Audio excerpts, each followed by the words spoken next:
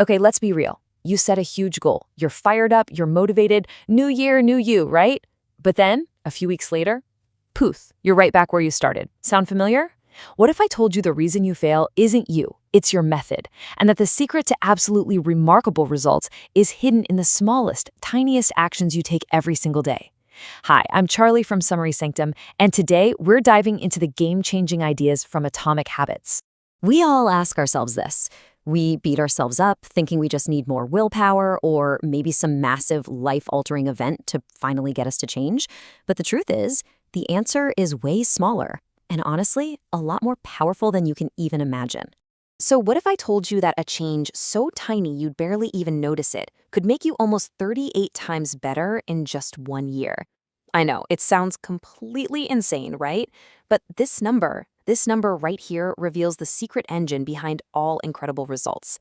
We're all conditioned to think we need some massive heroic action to see results. Go big or go home. But the math, well, it tells a totally different story. If you can just get 1% better each day, that compounds, and over a year, you're 37.78 times better. But, and this is the scary part, if you get 1% worse each day, that also compounds and it drives you almost all the way down to zero. It's a game of tiny, tiny margins with absolutely monumental consequences. So if the math is so simple, why do we all give up so easily? Well, it's because of this. We expect our progress to look like a straight line up, but real growth, it's a curve. It happens slowly at first, and then it explodes. And that gap, that space between what we expect and what actually happens, is called the valley of disappointment. This is that super frustrating period where you feel like you're putting in the work but getting nowhere. And it's the exact moment most of us quit right before everything is about to take off. So the big takeaway here is this. It's not about that one massive workout you did or that one breakthrough idea. Real, lasting success is built brick by brick through the small, consistent things you do every single day. In the long run, you have to remember, consistency will always beat intensity. And that brings us to a really crucial shift in thinking. See, we're all obsessed with the finish line, right? The goal. But when we focus only on the goal, we miss the most important part of the whole journey, who we're becoming along the way. Just think about it for a second. In any field, the winners and the losers often have the exact same goals. Every single athlete at the Olympics wants to win a gold medal. So the goal itself, that's not what separates them. So what does? It's the system. A goal is just a temporary result, but a system is the process you follow day in and day out. You have to fall in love with the process, and the results will eventually take care of themselves. We can think about change happening on 3 different levels. The most shallow level is changing your outcomes, what you get. A little deeper is changing your process, what you do. But the deepest, most powerful, most effective level of change isn't what you get or what you do. It's changing your identity, what you truly believe about yourself. This just says it all, doesn't it? The goal isn't to run a marathon, it's to become a runner. When your behavior is just a natural extension of your identity, the fight is over. You're not forcing yourself to do something anymore. You're just acting in a way that's aligned with who you are. A runner runs. It's just what they do. Okay, so how do we actually build this new identity?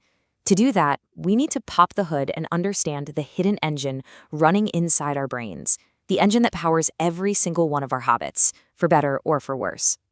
Believe it or not, every single habit you have runs on this exact same 4-step feedback loop. It all starts with a cue. That's the trigger that gets your brain's attention. That cue creates a craving, the motivation or desire to act. That leads to the response, which is the actual habit. And it all ends with a reward, which satisfies that craving and tells your brain, hey, that was good. Let's remember this loop and do it again. Let's make this super real.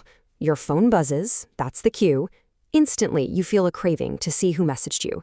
Your response is to grab your phone. The reward? Satisfying that little hit of curiosity. Or how about this one? You feel stressed at work, that's the cue. You crave relief. Your response is to bite your nails.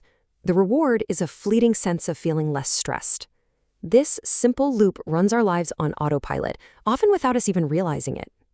And this is where it gets incredibly powerful, because once you understand that habit loop, you're no longer a victim of it. you become the architect of your own behavior.